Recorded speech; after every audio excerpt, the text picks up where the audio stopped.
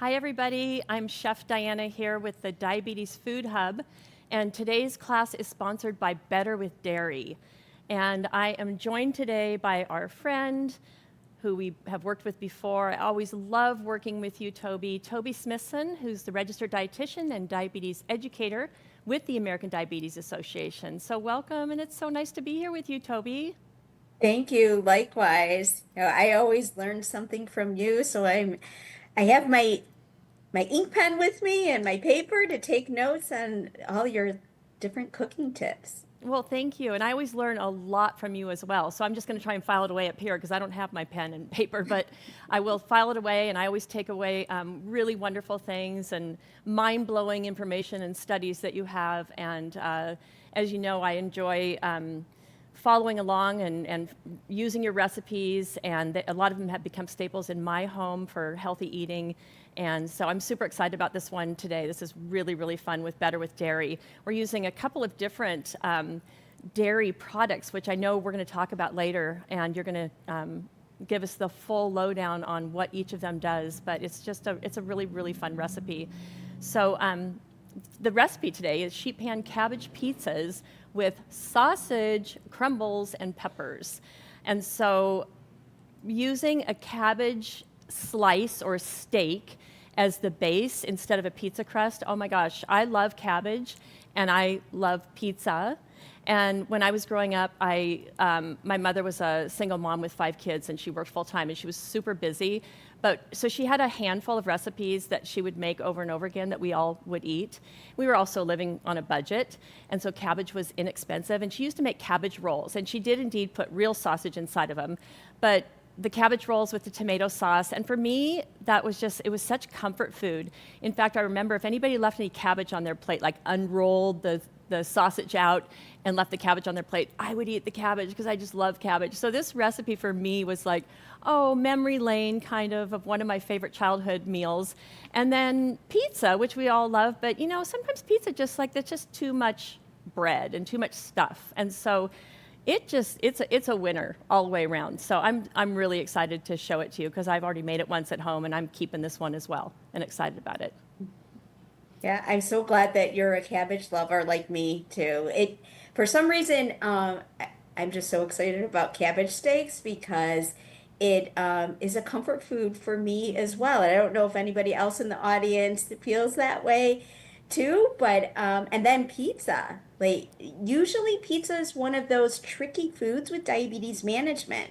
So here we're bringing it all together, comfort and deliciousness, and we have good source of protein with the cheese and the tofu. So I'm excited. Let's get cooking. Yeah, super fun. I also want to introduce Amy, who's in the chat. So please share those memories that you might have, or your ideas, your questions, your comments with Amy. Hi, Amy. Hi, I'm so glad to be here. I love this mashup idea too, so that you're bringing with this. So I'm excited to see it play out. Yeah. So we're gonna get started. And cabbage. So again, really inexpensive, readily available. This is a standard a head of green cabbage, which is probably the most common one that we know. But there are also different types of cabbage. I tested this at home with a Savoy cabbage, which is just a little looser leafed. It's still a pretty tight head, but it's a little looser leaf cabbage, and I prepared the recipe exactly the same way. Even the cooking time, really, you would think with a looser head, the cooking time on the cabbage would be reduced by a lot, but it wasn't. It was pretty right on to the same amount of cooking time, maybe a tiny bit quicker. But today in the recipe, we're using just a typical green head, but there are other types of cabbage available. So it's been washed, and then any blemishes, which there weren't any, would be removed. And then I'm just going to take a chef's knife, and I'm going to cut this cabbage into 4 slices. So we're looking for about 3/4 of an inch to 1 inch thick. I have my oven preheated to 425 degrees. We're going to go with a little bit of a high oven today. We're looking for caramelization. So we want some nice browning, which is going to add a whole nother layer of flavor in here. So, Toby, while I'm cutting the cabbage and prepping it, do you want to discuss the why cabbage? Because it's the center of our plate today, and we love cabbage. So do you want to tell everybody about cabbage a little bit more? So we're using it not only for nutrition, the nutrition component of it is that it does contain fiber. It's a non-starchy vegetable. And with the diabetes plate, we love non-starchy vegetables because we advise that half of our plate be filled with non-starchy vegetables. So this is giving us a great head start by having the cabbage steaks on our plate for filling in that part about the non-starchy vegetables. So it has two components. It has the nutrition benefits, but also that it is a good, nice replacement for what we would usually use as a crust or a dough. So it's filling its need in double ways, I'd say. Exactly. And so I didn't cut that one very well, did I? It's not quite even, but that's okay. We'll get a little more caramelization on that side. And then this piece right here, I'm going to save for salad. I like to take cabbage, and if I'm having a green salad and I have little bits of cabbage or anything left over, I like to just do a little slice, a shred, and add that to my green salads. So we'll save that. Nothing goes to waste here, right?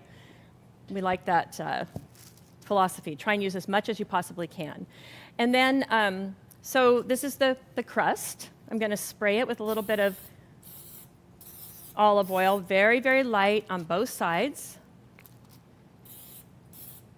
And we're going to wait for that oven to heat up just a little bit more. We're also going to add some onions and peppers. These are going to be our topping for our pizza. Okay, so I know people have topping preferences for pizza, and Toby can talk about if you have questions about different toppings that you like. Is it mushrooms? Is it whatever, broccoli or things like that could be maybe substituted and still fit within the guidelines? Obviously, some probably would not, some of our favorite toppings, but think about what you like on your pizza, and then we can discuss that if you'd like. So I want to show you real quick how to do a slice of pepper. The way that I like to slice a pepper, it's been washed, and then I like to cut off the top and the bottom. And we'll start a little compost pile with just minimal amounts of things here. And then I like to go around the outside because I have a nice flat, stable, steady surface here. And then I just have this nice little neat package that we can compost here. Everything else is usable, everything else there. So that's kind of a nice, safe way to cut peppers. And then I'm just going to make slices across like this. Chef Diana? Yes. So you're going to put these on top of the pizza that we bake, but you're going to roast them with the cabbage. Why do we need to roast them first? Because the pizza is not going to bake for very long. It's not going to bake long enough to extract and get some really nice flavor out of these. We want a little caramelization on the vegetables as well. Good question. And if the vegetables get done before the cabbage is done, and it's been my experience when I made this that wasn't the case. They all cooked about the same time, which was really nice. But you could remove, we'll create a little space here in the middle. You could remove the peppers and the onions earlier and just hold them off to the side for later. Does that make sense? Yes, thank you. I like to use one pan if possible, right? We're calling this a sheet pan. Everybody's busy. Everybody's looking for quick, delicious, healthy meals at home. We'll just use half of this onion. That's a lot of onion. So we want to take that same philosophy into cleaning up and making that as simple as possible too. So I'm going to try and cook it all in just one pan. So peel back the layers of the onion, and then rather than dice this, which would create a lot of surface area and the onions could potentially burn pretty quickly, I'm going to just cut off the root end and then just some slices. And Toby, we have a question. What might be another alternative to the bell pepper? Mm-hmm.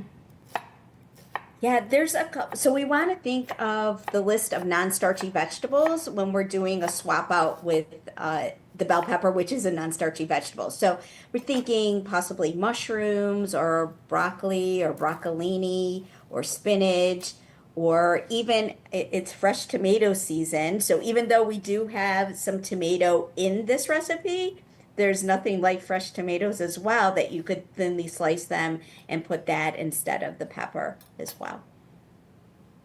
And someone asked cauliflower. Would that also work?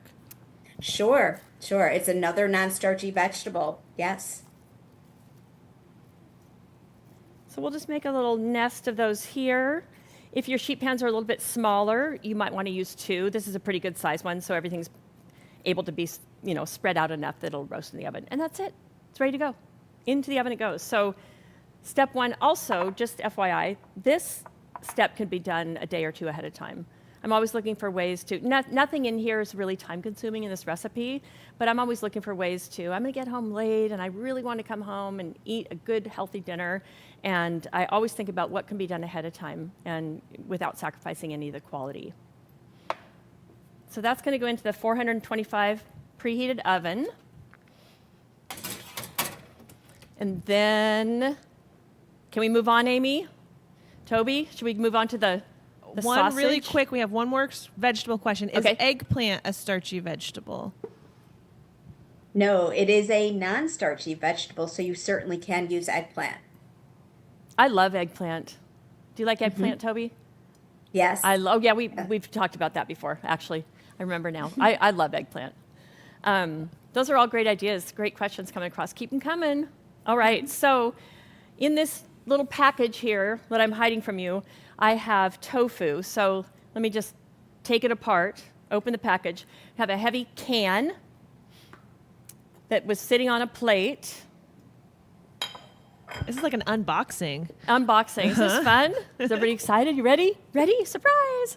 And then I have a little piece of parchment paper, plastic wrap would work, and then the tofu. So that's pressing the tofu so that we extract as much water as possible. So we can see out of this block of tofu, how much liquid came out of there. I'll just pour it in here so you can see how much liquid we extracted from And how that block long- of tofu. How long was that in that?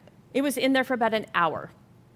But I imagine that the entire amount of liquid had been pressed out. I don't think it was still dripping when I just pulled it over. Does that make sense? Am I explaining that very well? Anyway, I think the entire amount that was going to be extracted was extracted. I think if you did this for 30 minutes or so, it'd be totally fine. And you know what? That's not a completely necessary step. Thinking about this, if I'm going to cook this in the pan, and what the goal behind pressing it is to extract as much of the liquid as possible so that it'll cook faster. We want this to dry out and not be too liquidy. So I could just put it directly in the pan from the package, although it's going to have a lot of moisture on it, and then just cook it longer. But the pressing is kind of fun, and it does speed things up a little bit. And then it's easier to sort of crumble.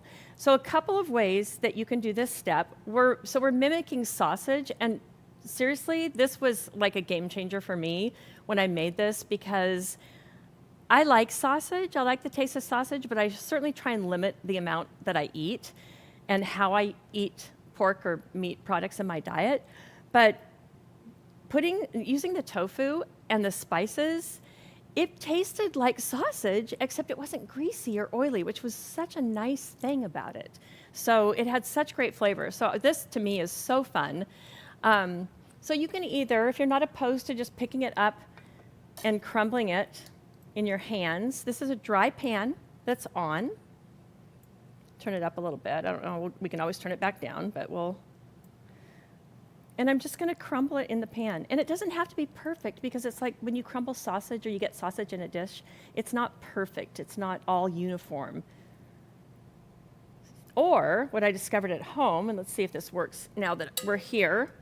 I'm gonna try and turn this up just a little bit higher until we get a little sizzle happening. I used a grater with the big holes. It goes a little bit quicker. And if you don't want to stand there and crumble it, you could do that step as well. Okay, so that's just an idea. But it gets a little more uniform in consistency and looks a little less like sausage if you use that method. So I might have missed it. What type of tofu are you using? Good question, actually, really good question. This is an extra firm. And I would recommend a firm to extra firm and not try and work with something that was medium or soft, for sure. And then Toby, a follow-up to that, does the type of tofu change the nutrition if you use extra firm versus a softer? No, the type doesn't. The different types are for different cooking methods, what you're using it for. If you need something creamy versus like this, we want it a different texture. So it's just the texture component of it.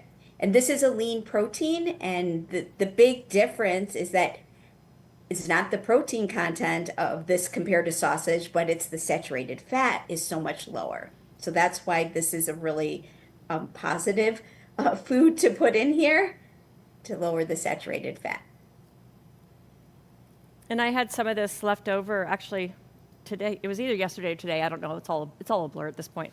But I had a salad for lunch, and I had a little bit of this left over, and I sprinkled a little bit in my salad, and it just kind of, no pun intended, kind of beefed it up a little bit. I love crumbling tofu like this and then doing different seasonings. So the idea of making it sausage flavored is really great. Yeah. And when it's drier like this, it crumbles so much easier. So again, it doesn't have to be perfect. You just don't want any big, huge pieces, right? It's going to go on top of our pizza. And so I'm going to dry this out in the pan a little bit. So you want a pan that has enough surface area.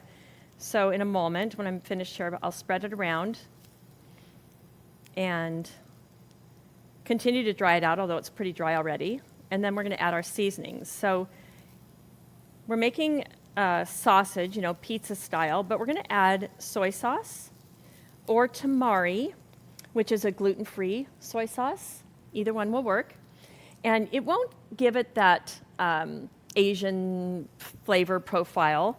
The soy sauce just really adds a little bit of saltiness and just a ton of flavor. And then what else, Toby? I know you've got some reasons why you prefer the soy sauce or tamari over just throwing some salt in here as well. I mean, it has a lot more flavor. Yeah, and tamari tends to be even lower in sodium a lot of times than soy sauce too. So for soy sauce, we recommend the lower sodium soy sauce. Okay. But it just, a small amount just has so much flavor to it. So that's why we like using it. Yeah. And we are using tamari today too. So. Okay. And then the other seasonings. So I'm going to go ahead and add the tamari. Just a tablespoon. And then we have some garlic powder, some dried oregano, black pepper, fennel seed, and then a little pinch of red pepper flakes, which is optional. So these are kind of traditional sausage spices that we're adding. You could certainly vary them a little bit. An Italian seasoning, I know Italian seasoning when you buy it at the store it varies a little bit on what exactly is in it, but it usually has the oregano or marjoram, thyme, basil. So make sure that they get a little bit pretty well coated with the tamari. And then we're just going to sprinkle these seasonings on and just let it cook and dry out for about 8 more minutes or so. We don't really need to see any browning. Everything is fully cooked already. We're just trying to continue to dry it.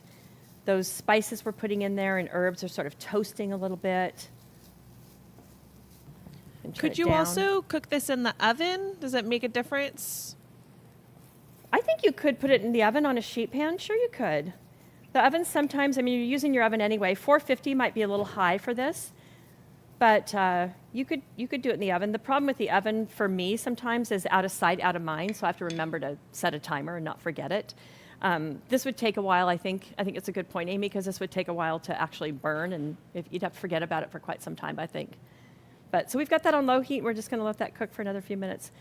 And it's so good. So if you've never tried this and you're watching, I urge you to try it. It's really, really, really good. Okay, we got a couple more things we're going to work on. So the cabbage has, I roasted some ahead of class. So when you put it in the oven, make sure you flip it over about halfway through the cooking time. So 10, 15 minutes, just flip it over. You should see some caramelization. Go another 10, 15 minutes, and then just keep checking it. Just don't leave your oven open too long. When you open up your oven, you're letting a lot of heat escape. So we want to try and maybe pull it out, flip it over, and I'll show you the finished product, what it should look like. And you can always go with a little more caramelization. Does anybody out there eat pizza and you go to one of those artisan pizza places that has those pizza ovens that are so hot, and they literally on purpose burn and char the pizza and get it really, there's black spots on it and bubbles, and it's delicious. So the caramelization is giving you a lot of flavor. If you like that, if you like things a little more caramelized, cook it a little bit longer. If you like it a little less, just roast it till it's tender and then pull it out sooner. So you can really vary this recipe a lot depending on your taste as well.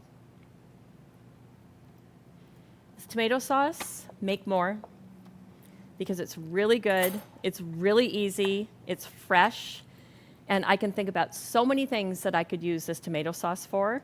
It's so simple. I'm going to use a little mini food processor. It won't be on very long. We have a can of, a 14-ounce can of tomatoes. We happen to have the whole right now, but they could be diced or even a puree, depending on what consistency you're looking for. So it's one 14-ounce can of tomatoes into the mini food processor. And then 1 clove of garlic. So I'm going to go ahead and use the microplane. We're not adding any additional salt. We don't need it in this recipe. Sometimes if I'm adding salt to a recipe and garlic, I'll make a garlic paste on the cutting board using my knife and some kosher salt. But again, we don't need or want any extra salt in this recipe. So the microplane is kind of a handy tool for that. So 1 garlic clove, and then we have some more of that lovely oregano and ground black pepper, which fresh cracked ahead of time. Since it's going in the little blender, do you need to grate the garlic, or could you put it in bigger pieces? Do you know, I find in a food, that's a good question. I find in the food processors that sometimes it won't pick up that little piece and blend it in very well. I'll blend it, and then there'll be big chunks of garlic in there. So I would recommend rough chopping it or using the microplane. Yeah. And I'm going to let this go till it's pretty smooth. We have so much texture happening with the recipe itself that with the other ingredients, there's a lot of texture that I want my sauce to be pretty smooth. But you don't have to. You could just pulse it and keep it a little bit chunky.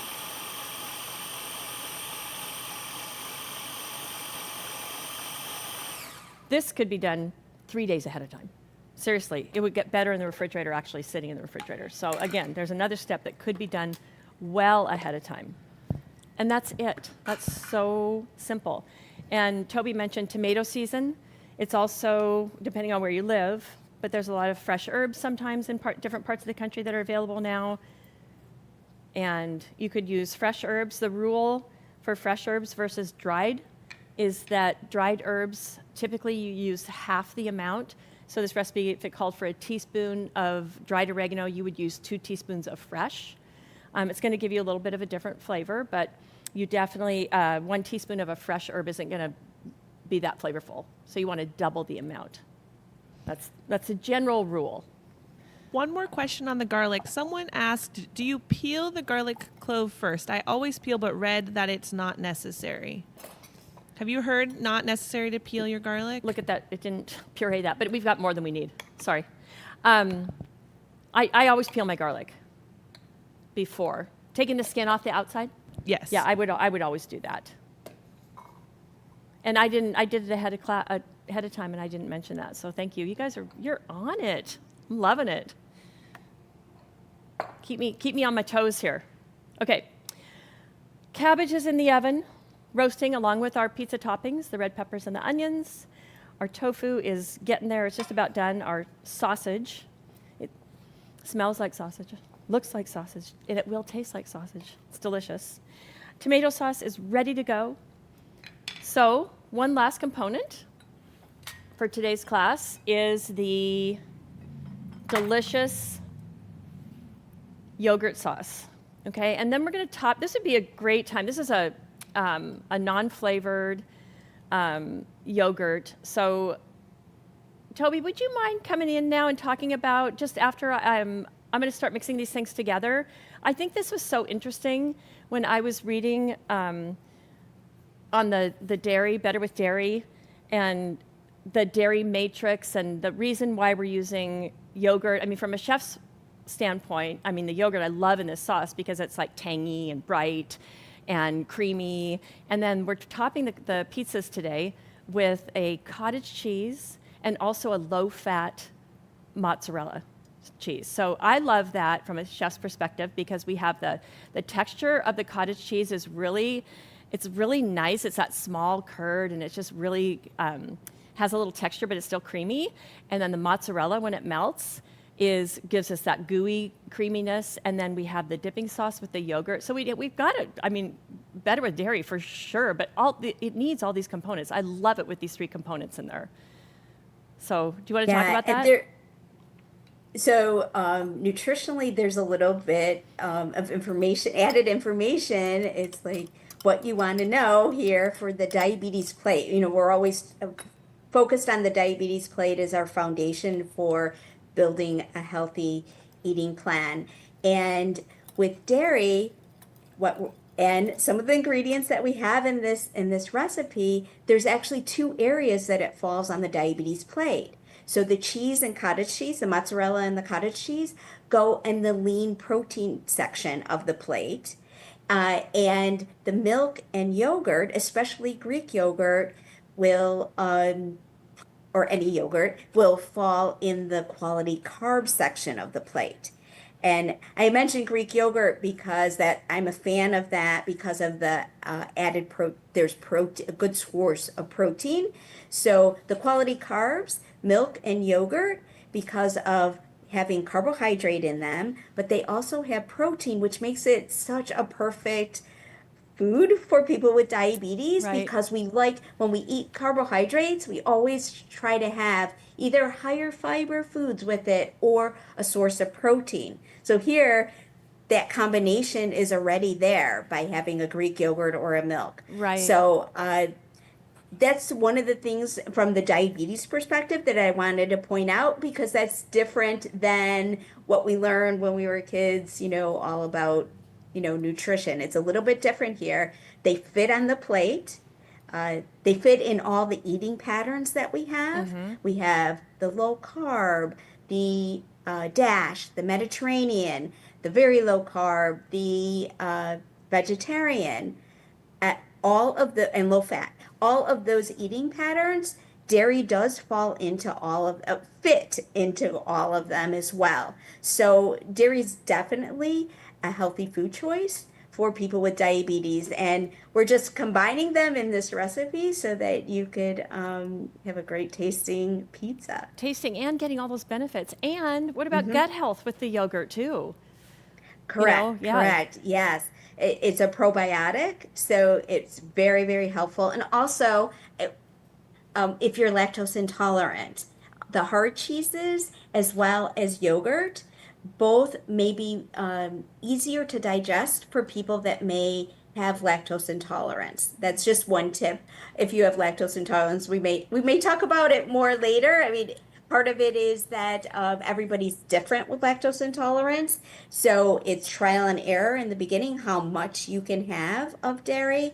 But generally, hard cheeses like the mozzarella cheese and that we're using and yogurt usually are don't flare up lactose intolerance. Right. And I feel like a lot of people don't know that, Toby. Do you come across that too? I mean, I feel like if you're somebody who you identify with being lactose intolerant or something that you probably know, I mean, because you know your body, but if somebody's cooking for you and they say, oh, they're lactose intolerant, and they don't really have that understanding. I find that a lot with people. Do you? There's some misunderstanding about it. Yeah. Yeah, it's definitely not a absolutely leave it out situation. And, right. And it's very personalized. Everybody's different with it. And there's also dairy products like milks that are lactose free. So it's the real dairy that are just lactose free, and the nutrition information for people with diabetes is very similar. It's equal. It's right.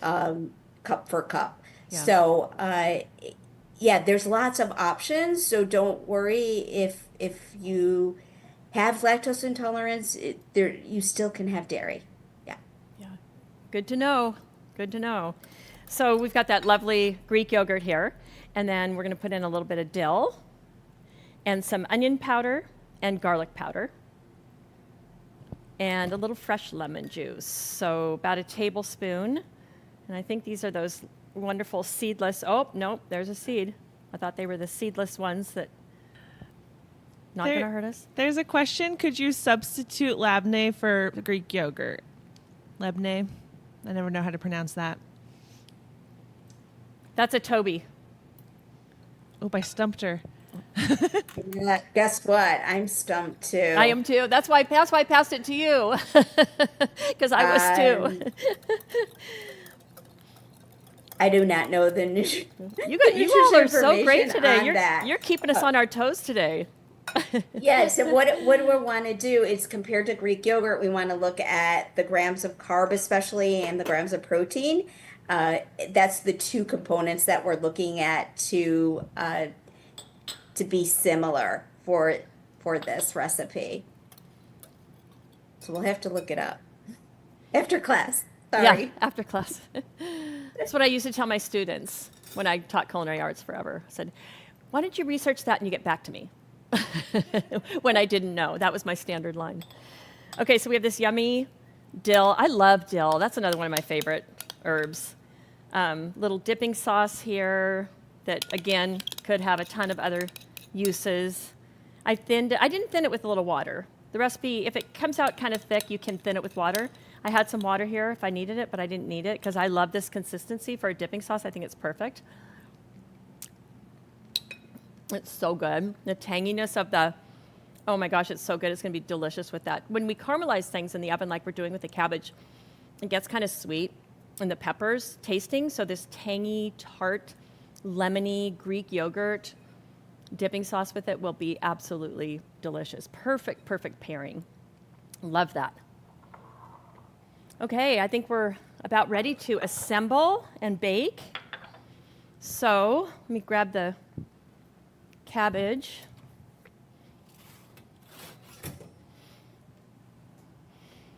And we'll get our more dairy, better with dairy.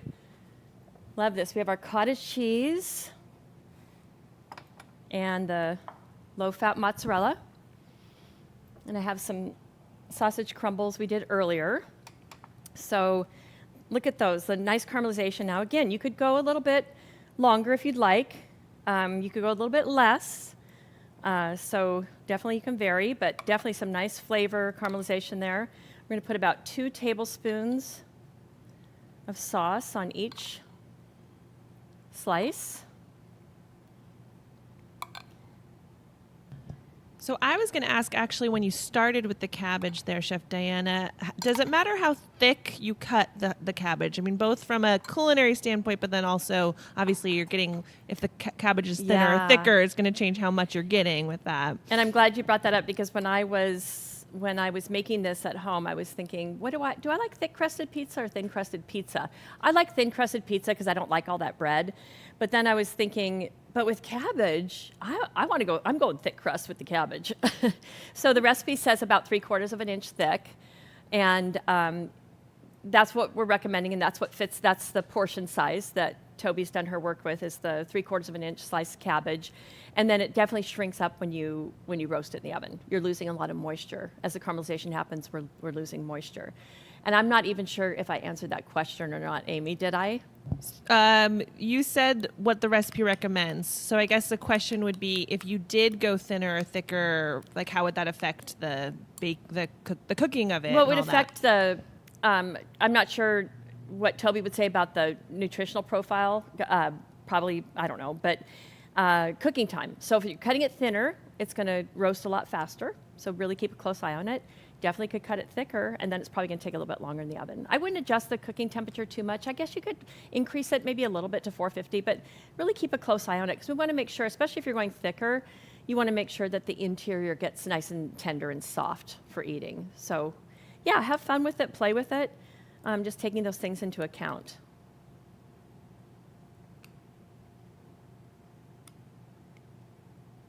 So this is the cottage cheese you're putting This on is now? the cottage cheese. So we have a little texture.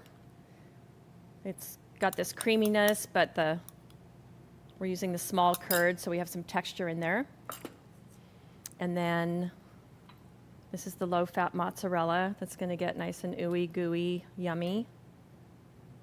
Look at this. This is a very, very satisfying meal. Very satisfying. And I made these at home, which I've mentioned, and I had some left over, and I reheated it for lunch the next day, and it was almost better, even better, because first of all, I love leftovers. They know that here at Homemade. I love leftovers. I love having stuff in the fridge, good, healthy food. If I'm hungry, I don't want to have to rely on what am I going to eat? I got to get something fast. I like having good, healthy food at home, so I had these, and I just warmed them up. I might have put them in the microwave or a low oven and just warmed it up, and it was delicious. A lot of things to me get better when they have some time. They kind of sit. I always call it marinating, no matter what it is, I always call it marinating. They have times to sit. Things kind of marry and meld together, flavors. They were delicious. So I assembled them, I baked them, and then I just warmed them up and ate them for lunch the next day. Check it out. What else does it need? Anything? I think those look pretty good right Don't they there. look good? Anybody come up with some other toppings they were interested in? I love the cauliflower, and that Toby got Toby's check mark on that cauliflower. I think we hit the toppings that we discussed. Similarly, we had talked about mushrooms. I feel like that was the big one that came up both in our conversation and on the chat as well. So that's it. I mean, That's it. So we're going to we have some that are ready to go, but I want to make sure. So 2 slices of regular cheese and veggie pizza compared to this. I mean, I almost feel like I could answer that, Toby, but I'm not going to because I'm not the expert and you are. But huge difference, right? I mean, we've got so much fiber with our Yes. crust and Right. protein. This is definitely a high fiber pizza that we're making today. And how you know that it's either that you could look at the grams of fiber in the nutrition facts or the daily value percentage. And for this recipe, it was 39% daily value. And anything 20% or higher is definitely high. So this is really a high fiber dish, which is fabulous because that will help slow down digestion of the food that we're eating. And so then it gives you a steadier rise in blood glucose levels instead of a very high rise right away. So that's why it was important that having high fiber and also protein too. Yeah, lots of protein. Does that as well. Yeah. But I do have one of those aha moments kind of thing, or wouldn't you like to know? You know how I always bring that up. them.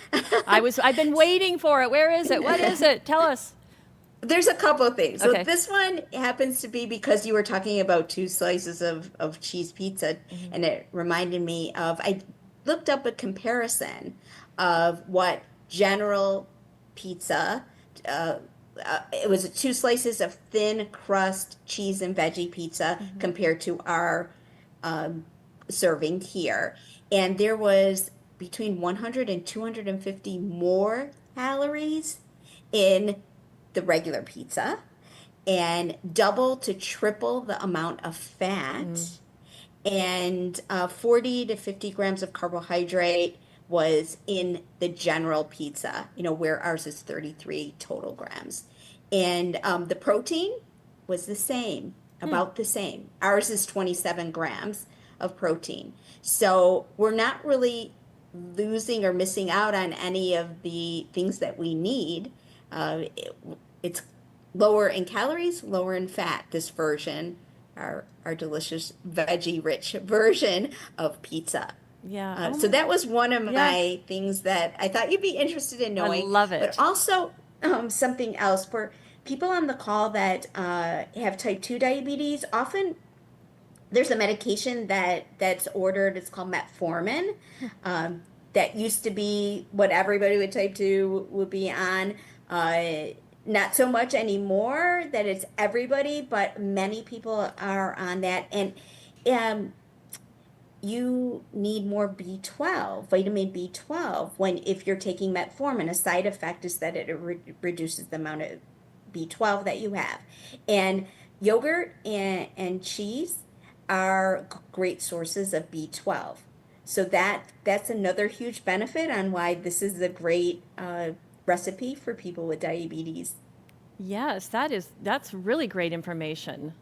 Absolutely. Thank you. Thanks for sharing that.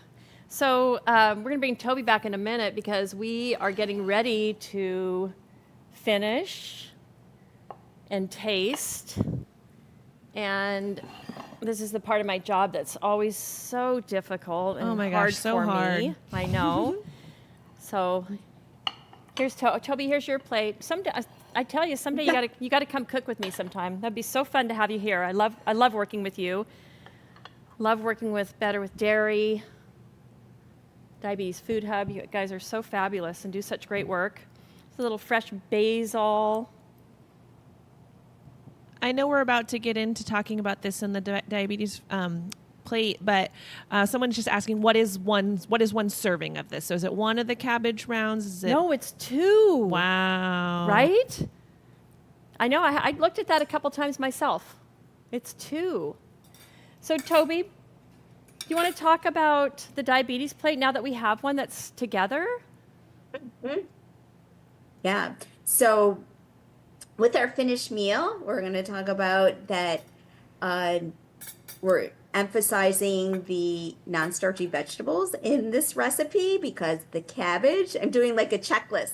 The cabbage, the tomatoes, the peppers, the onion, all non-starchy vegetables. And that's half of our plate is to be filled with non-starchy vegetables.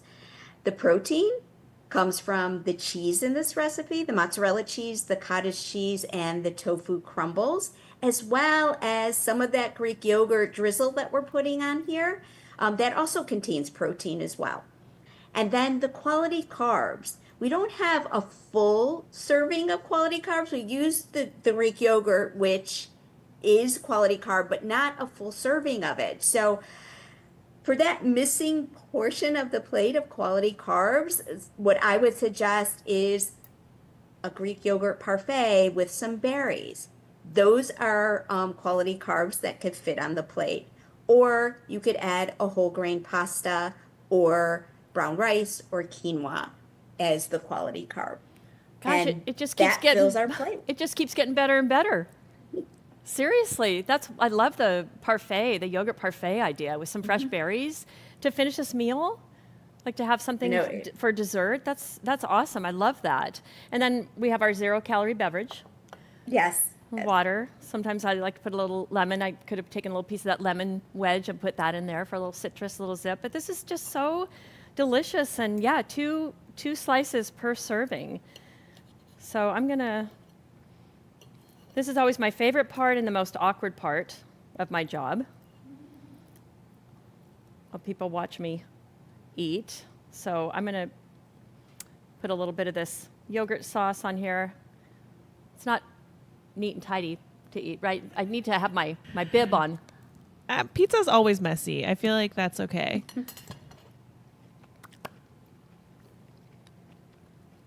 It's so good. The caramelization on the cabbage adds this sweet flavor. And when it's paired with that yogurt sauce, with the fresh, or it's not fresh still, but it tastes fresh because of the vibrancy of the lemon juice and the yogurt. There's so much I could talk about. The tofu crumbles taste like sausage to me, except they're not greasy. I mean, seriously, this is so, so good. Please try it.